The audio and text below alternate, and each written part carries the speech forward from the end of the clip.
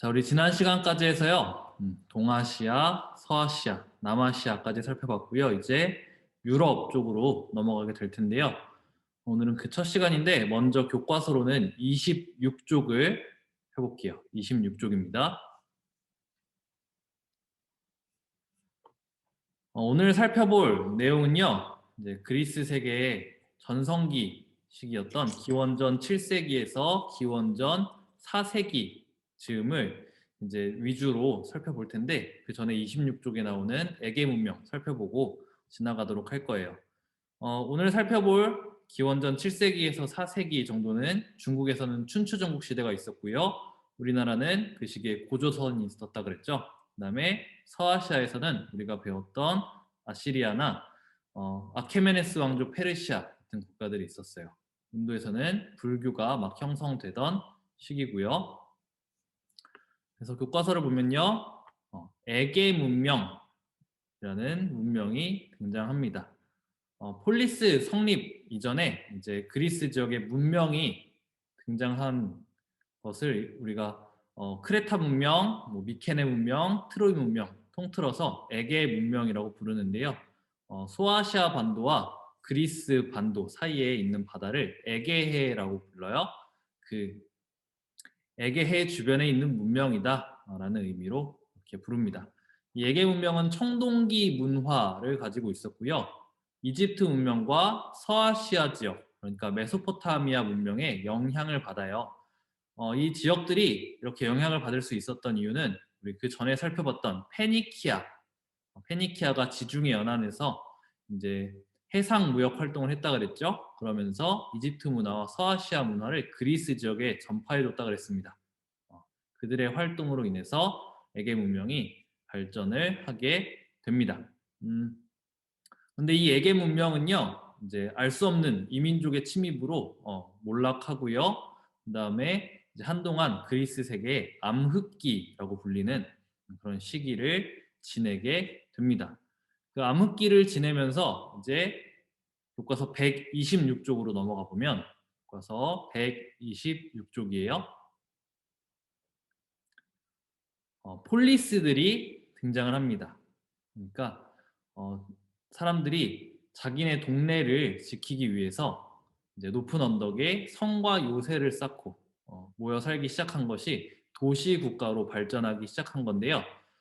폴리스 혹은 도시 국가 두 용어 이제 섞어서 쓰기도 해요.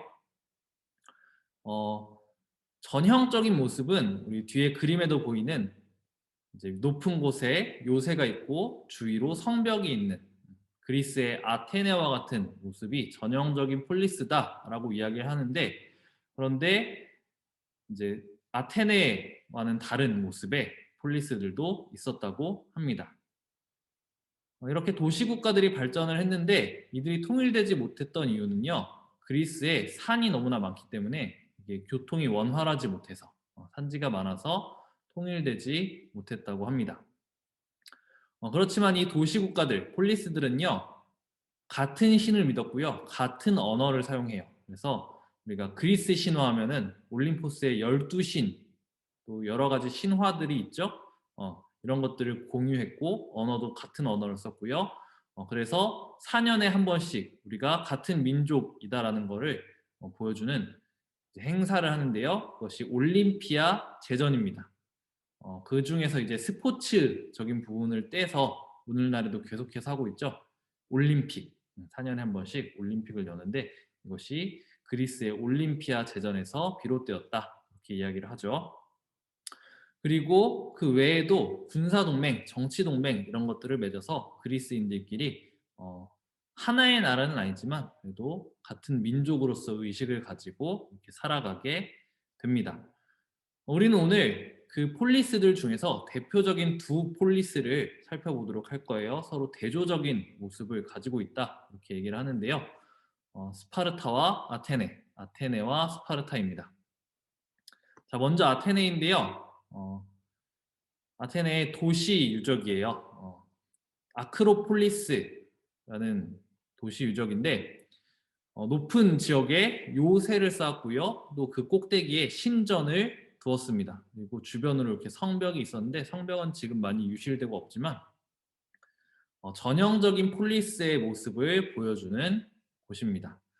이 건물이 이제 이 사진에 보이는 건물이 요새 제일 꼭대기에 있는 신전 건물인데요. 파르테논 신전. 한 번쯤 들어봤을 거예요. 황금 비율로 유명한 건축물이죠. 이 아테네가 이제 우리한테 민주주의, 민주 정치로 굉장히 유명합니다. 그렇죠? 그런데 아테네가 처음부터 민주적인 폴리스는 아니었어요. 처음에는 귀족들이 경제와 군사와 정치를 지배하던 귀족정이라고 부르는데요. 귀족들을 주도하는 그런 폴리스였습니다. 그런데 전쟁의 방법이 바뀌어요. 그 전에는 귀족들, 소수의 귀족들만 말 타고 전차 타고 나가서 싸우면 됐었는데 세월이 변하면서 왜 중국에서도 그랬잖아요. 이제 보병들이 등장했죠. 기병과 마찬가지로 이 그리스 지역에서도요. 소수의 귀족들만 전쟁에 나가다가 이제 더 많은 군인이 필요해지게 됩니다. 그렇게 되면서 누가 군대에 갈 거냐? 부유한 평민들이 군대에 가요. 부유한 평민들이 무기를 구입할 수 있었기 때문에 무기를 구입해서 군대에 갑니다. 그렇게 되니까 중국에서 살펴봤다시피 정치적 발언권을 달라라는 이야기를 하게 되는 거죠. 우리에게도 참정권을 달라 요구를 하게 됩니다. 그렇게 되니까 솔론이라는 사람이요. 재산에 따라서 정치적 권리를 차등 분배해요. 귀족들은 원래 군대 갔으니까 정치 권리를 주고요. 그다음에 부유한 평민들 이제 무기 사서 군대 갈 수 있으니까 정치적 권리를 주는데 근데 귀족들만큼 주는 건 조금 그래. 그래서 차등적으로 그리고 무기를 살 수 없는 사람들 군대에 갈 수 없는 사람들은 너네 군대 못 가니까 정치적 권리도 없어. 그래서 재산에 따라서 정치적 권리를 분배하고요. 그래서 민주화가 이제 시작되었다. 제한적이나마 민주화가 시작되었다라고 이야기를 합니다. 그래서 솔론이 제한적 민주화를 시작했다 이렇게 표현을 해요. 그렇게 되니까 정치적 권리를 못 받은 사람들이 생기죠. 가난해서 무기를 살 수 없고 군대에 갈 수 없었던 사람들. 이 사람들이 불만을 품습니다. 이 사람들을 이제 선동해서 지지를 얻어서 정치에 나섰던 것이 페이시스트라토스라는 사람인데요. 이 페이시스트라토스는 참주정이라는 걸 해요. 다른 말로 하면 쉽게 말하면 독재 정치입니다. 페이시스트라토스는 독재자였어요. 이제 평민층, 군대에 갈 수 없었던 가난한 평민층의 지지를 받아서 정권을 잡았고요. 그리고 그들의 입맛에 맞춰서 귀족들을 뭐 숙청한다거나 이런 일들을 하게 됩니다. 그런데 어쨌든 독재자예요. 이 독재자의 말로는 항상 비참하죠, 쓸쓸하죠. 그래서 페이시스트라토스가 죽고 그 아들들이 그걸 물려받았다가 결국 쫓겨나게 됩니다. 그리고 나서 등장했던 게 클레이스테네스라는 사람인데요. 클레이스테네스는 이제 민주 정치의 기틀을 마련했다라고 이야기되는 사람이에요. 이 사람이 도편 추방제라는 제도를 도입해서요. 그리스 세계에서 아니 아테네에서 아테네 정치에 위협이 될 만한 인물을 이제 다른 지역으로 그리스 세계의 다른 지역으로 쫓아내는 제도를 마련하게 됩니다. 이게 뭐냐면은 우리가 오늘날 투표에서 왜 이런 얘기를 해요. 최악이 뽑히지 않기 위해서 차악을 고르는 거다. 제일 나쁜 사람 안 뽑으려고 두 번째 나쁜 사람을 뽑는 게 선거다. 이런 표현을 종종 하는데요. 클레이스테네스의 도편 추방제는요. 너무 뛰어난 사람이 등장해서 독재하는 거를 견제하고자 해요. 그래서 그렇게 해서 쫓겨나는 사람들이 보면은 이제 뭐 정말 나쁜 사람도 있었겠지만 너무 뛰어나서 사람들이 저 사람을 너무 따라서 독재자가 될 것 같은 사람 이런 사람들도 쫓아내요. 그러니까 평범한 사람들의 의견을 모아서 운영되는 그런 민주 정치를 꿈꾸지 않았나 그런 생각도 한번 해보게 됩니다. 그리고 이제 부족제를 개편하는데요. 예를 들어서 이제 선생님 김씨니까 김씨 집안, 박씨 집안, 이씨 집안 이렇게 나눠져서 집안끼리도 뭔가 경쟁을 한다거나 이런 모습들이 있었겠죠. 근데 이게 민주 정치에서는 썩 좋은 모습이 아니다라고 생각을 해서요. 이 부족제를 개편합니다. 새로운 부족을 만들었다고 표현을 하는데요. 사실 그냥 행정구역을 새로 나누었다. 그리고 행정구역대로 이제 정치에 참여하게 했다라고 이해하는 편이 오히려 현대적인 개념에서는 더 맞을 것 같아요. 그래서 그 동네별로 이 동네에 사는 사람들 묻고 저 동네에 사는 사람들 묻고 이런 식으로 해서 동네별로 거주지별로 이제 부족제를 새롭게 만들게 됩니다. 그러면서 어떤 한쪽의 이익만 너무 추구하는 그런 모습들을 좀 제한하고자 했어요. 그리고 이제 누구나 정치에 참여할 수 있도록 문을 열어놓았어요. 문만 열어두었어요. 뒤에 조금 더 자세히 얘기하겠습니다. 그리고 이 클레이스테네스가 이런 민주정치의 기틀을 마련한 이후에 우리 조금 이따 살펴볼 그리스, 페르시아 전쟁이 일어나게 됩니다. 그리스 페르시아 전쟁이 끝나고 나서 아테네의 지도자가 된 게 페리클레스라는 사람인데요. 이 페리클레스 시대의 아테네 민주주의를 우리가 아테네의 전성기다라고 표현을 해요. 이 페리클레스 시대 때에는요, 모든 성인 남성이 재산에 상관없이 정치에 참여합니다. 민회에 참여를 하게 됩니다. 가난한 사람들도, 그래서 하층민이었던 사람들까지도 이제 모두가 참여할 수 있게 되고요. 그럴 수 있었던 배경에는 이제 클레이스테네스가 문을 열어놨다 그랬잖아요. 근데 그 문을 열어놓은 거에 더해서 수당, 돈을 주기 시작해요. 오늘날에는 이제 뭔가 국회의원을 한다거나 이러면 돈을 주잖아, 그렇죠? 이제 공무원으로 뽑히게 되면은 나라 일을 하는 사람으로 뽑히게 되면은 돈을 받을 수가 있어요. 그 전까지는 돈이 없어요. 자기 밥 벌어 먹을 거 하면서 나라 일도 해야 돼요. 그러니까 가난한 사람들 입장에서는 내일 당장 먹을 거 구하는 게 바쁜데 무슨 나라 일이야. 참여하기가 너무 힘들어요. 그래서 귀족들 또 잘 사는 일부 평민들 위주로 정치가 또 국가의 공직이 운영이 되었다면 페리클레스 시대 때는 이제 수당을 주니까 돈을 주니까 누구나 할 수 있게 됩니다. 그리고 추첨제도 오늘날과 같은 투표가 아니라요 제비 뽑는 거예요. 그 관직에 누가 임명이 될 거냐 이것을 추첨을 통해서 합니다. 그리고 그렇게 뽑히게 되면은 일정 기간 동안 정해진 임기 동안 그 관직을 담당하게 되는데요. 그래서 그 일을 하는 동안 이제 돈도 받고 하는 거예요. 그래서 그리스의 모든 사람들은 정치에 참여할 수 있고 이제 돈을 받으면서 관직에도 나아갈 수가 있어요. 근데 이제 모든 성인 남성이죠. 여성들은 참여할 수가 없습니다. 그래서 이 시기에 그리스의 문화가 발전했던 원인 중에 하나가 내가 가난하더라도 추첨돼서 일을 할 수가 있어요. 국가의 일을. 그 국가의 일을 잘 하기 위해서는 나에게 지식과 어떤 경륜이 필요해요. 지혜가 필요해요. 그러니까 그것을 위해서 사람들이 이제 뭐 말하는 방법이라든가 수사학, 철학 이런 것들을 공부하게 되는 거예요. 첫 번째 질문인데요. 오늘날의 민주주의와 아테네 민주주의, 페리클레스 시대 아테네 민주주의의 공통점과 차이점을 우리가 한번 생각해 봤으면 좋겠습니다. 선생님이 이미 좀 얘기한 것도 있고요. 여러분들이 상식적으로 알고 있는 것들, 중학교 때 배웠던 것들, 그리고 들으면서 이런 것도 있네 하는 점들이 있을 거예요. 같이 한번 생각해 보면 좋겠습니다. 자, 그 다음은요. 스파르타인데요. 스파르타 하면은 왜 This is Sparta 해가지고 굉장히 강한 사람들이 나올 때 영화에 나왔던 그 장면이 나온다거나 그 멘트가 나온다거나 하죠. 강력한 군국주의 체제로서 운영이 되었던 국가입니다.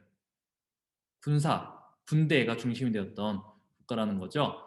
소수의 시민이 다수의 피지배층을 감시하고 통제하기 위해서 그랬다고 하는데요. 그래서 이들은 어렸을 때부터 엄격한 군사훈련을 받으면서 성장합니다. 모두가 군인이 되어야 돼요. 그래서 건강하지 못한 애기들은 막 버려지기도 했다 이런 얘기를 하죠. 그런데 한편으로 보면은 이렇게 보면은 굉장히 무서운 국가지만 한편으로 보면은 상대적으로 아테네에 비해서 오히려 진보적인 측면도 약간은 있는 국가예요. 오늘날의 시각에서. 엄격한 군사훈련과 튼튼한 아이를 낳아야 해. 그렇기 때문에 여성들도 일정 수준의 교육이라든가 이런 것들을 배우는 과정들이 필요해. 아테네에서는 여성들이 집 밖에 나돌아다니는 것도 사실 쉽지 않아요. 근데 여성들에게도 그 정도의 권한을, 권리를 부여해줬던 게 스파르타고요.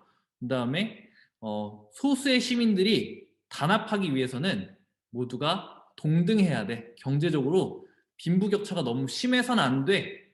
라는 이야기를 하면서 이제 경제적인 분배를 하려고 노력했던 것이 스파르타입니다.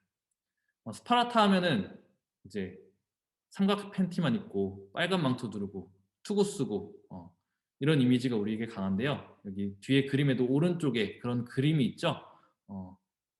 18세기, 19세기에 프랑스에서 그려졌던 그림인데 이런 이미지가 강력하지만 사실 왼쪽에 있는 석상처럼 갑옷 다 입고 싸워요. 이 사람들도 칼 맞으면 죽는 사람들이에요.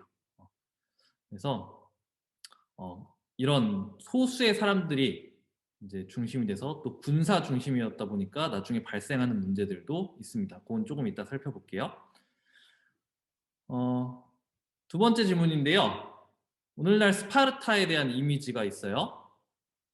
세고 무섭고 무식할 것 같고 이런 그런 이미지에 영향을 미친 것이 뭘까? 여러분들이 이미 뭐 잘 알고 있을 수도 있어요. 그리고 선입견이 역사적 사실을 파악하는데 미치는 영향이 뭘까? 한번 생각해 보았으면 좋겠습니다. 자, 우리가 지난 시간에 살펴보았던 아케메네스 왕조 페르시아, 그리스와 싸웠었다 그랬죠? 이 그리스 페르시아 전쟁 이후에 이제 페르시아가 쇠퇴했다라는 이야기를 했었습니다. 저 에게해에 있는 섬들, 그 지역에 있는 식민지들 때문에 갈등이 생겨서요. 아케메네스 왕조 페르시아와 그리스가 충돌을 하게 되고요. 이제 페르시아가 그리스로 쳐들어오게 되죠. 세 차례 이제 침입을 하게 되는데 첫 번째는 그리스 땅을 제대로 밟지도 못해요. 풍랑에 폭풍 후에 물러가게 됩니다. 이제 두 번째 침입 때 이제 그리스 지역에 상륙을 하는데요. 그때 이제 있었던 전투가 마라톤 전투. 마라톤 평원에서 아테네가 페르시아를 무찌릅니다. 그리고 이제 전해지는 이야기가 전령이 열심히 달려서 우리가 승리했습니다. 전하고 죽었다 그러죠. 42.195를 달려서 그게 사실이냐 아니냐 논란의 여지가 있어요. 사실이 아니다라고 보는 쪽이 요즘엔 많은 것 같아요. 어쨌든 아테네를 중심으로 한 그리스 군대가 페르시아를 격퇴합니다. 그리고 세 번째 침입해왔을 때는 이제 테르모필라이에서 영화 300의 배경이 되는 전투인데요.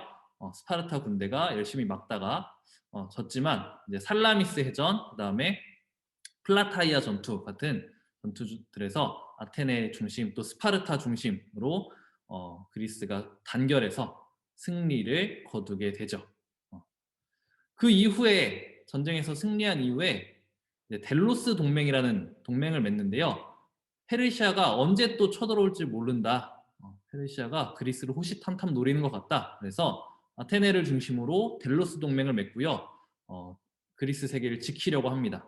근데 이 델로스 동맹이 처음에는 아테네를 중심으로 대장이니까 군대를 보내주고 이런 식으로 진행되다가 그런 페르시아 위협이 점점 약해지니까 아테네가 야 군대 말고 돈으로 내놔 라는 이야기를 하게 돼요. 그래서 동맹국들한테 이제 돈을 뜯어냅니다. 사실 페리클레스 시대에 수당을 줄 수 있고 경제적으로 번영하고 건물들 막 짓고 이러는데 그 돈이 어디서 나오냐? 이 델로스 동맹의 동맹국들한테 뜯어낸 돈들이에요. 그래서 아테네가 그렇게 강력한 해상 제국이 될 수 있었다라고 합니다. 그러니까 다른 국가들이, 다른 폴리스들이 불만을 품겠죠. 그 중에 이제 스파르타가 주도하는 펠로폰네소스 동맹이 있는데요. 이들이 이제 델로스 동맹의 아테네와 대립하게 됩니다. 이거는 결국 맞붙게 돼요. 맞붙었는데 스파르타가 이제 승리를 해요. 아테네가 멍청한 짓을 좀 많이 합니다.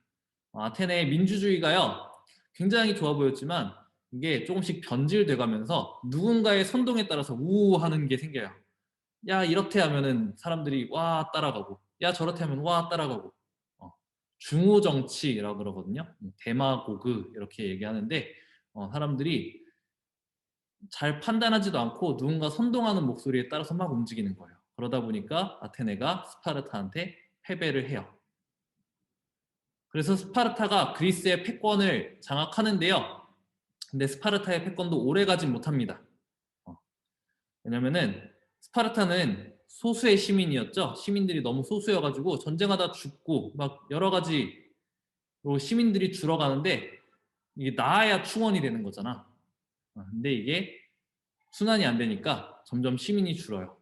결국 안 되겠다 싶었는지 이제 피지배층들, 억압받던 피지배층들을 군대로 데려가기 시작하는데 그렇게 되니까 야 우리 군대 가니까 권리 줘 이런 얘기가 나오죠. 그러면서 스파르타가 약해집니다. 어, 그러면서 이제 그리스 세계가 혼란해져요. 어, 스파르타 약해졌죠. 아테네 스파르타한테 졌지만 그래도 저력이 있는 국가였죠. 뭐 테베라든가 코린트라든가 다른 폴리스들이 이제 한번 패권 한번 잡아보겠다고 힘을 쓰려고 합니다. 그러면서 그리스 세계가 혼란해집니다. 이때 이제 북쪽에 있었던 마케도니아라는 국가가 있어요. 마케도니아는 그 전까지 미개한 애들이에요. 그리스인들 시각에서. 그리스 제일 변방에 있는 시골놈들 였는데 이들이 이제 군사력을 키워서 그리스를 정복합니다. 마케도니아의 필리포스 2세 알렉산드로스의 아버지인데요. 그리스를 정복하게 되고요. 암살당해서 죽고 알렉산드로스가 왕위에 오르게 됩니다. 그 뒤의 이야기는 우리가 다음 시간에 살펴보도록 할게요.